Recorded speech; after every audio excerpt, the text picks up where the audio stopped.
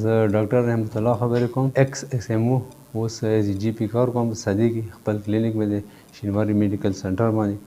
دا اوس د موجوده وخت کې کوم د وبایي مرض شروع شوی دی کرونا وایرس په شکل کې. دا داسې یو بیماري ده چې دا صرف مو هیلث ډپارټمنټ سره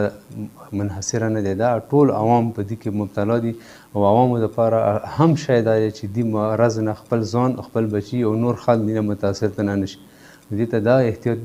دا احتیاط کول پکار دي چې کور کې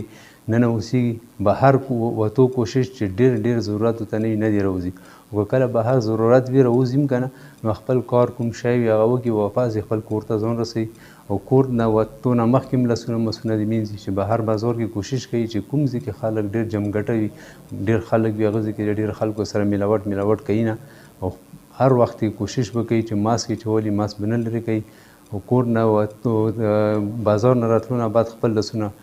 صابون سره خامخا مینځل به کوي. 10-15 سکنډه پورې لاسونه به مکمل صابون سره، او خپل نور ماشومان چې دا کوشش به هم کوي چې خپل کور نه بهر پرېښودو ته کوشش دې نه کوي. او که چاته کوم یو نیم تکلیف شو یا سینې شو یا تبې مبې شو، بیماري شوه، فوراً د هسپتال ته یا نږدې کوم ډاکټر سره فوراً رابطه کوي چې هغوی هغه مطابق مشوره او هغه به عمل کوي. او خپل ځان ساتل او عوام ټول ساتل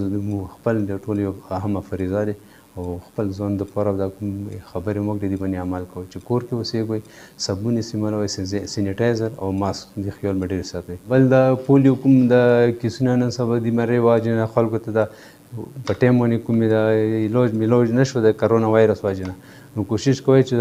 د پی آی والا کوم کسان تاسو کورو ته دیر شي نو هغوی دپاره د کوم د پولیو کوم هغه د هغوی سره مددګري هغو سره اعانت ورسره کوئ، او خپل ماشومانو ته پیش کوئ چې هغوی ته د پولیو کوم کیس دی دا ورته پوره کړي، او چې دا کوم مرض د پولیو والا مسله زیاته نه شي. دا هم ځینې علاقو کې شروع شوي دي، او هغوی سره کوآپریشن هیلپ کوئ تاسې خپل د کوم کورس یې مکمل کوئ پولیو والا. بل د کوم کسان دي د کوم چې د کرونا وایرس خلاف لګیا دي او ټول ځان یې ورته مخامخ کړی دی، او د عوام د حفاظت دپاره لږ موږ طرفه متخرج تحسین دی چې دوی د خپل ذمهوارۍ خپل طریقې سره ادا کوي.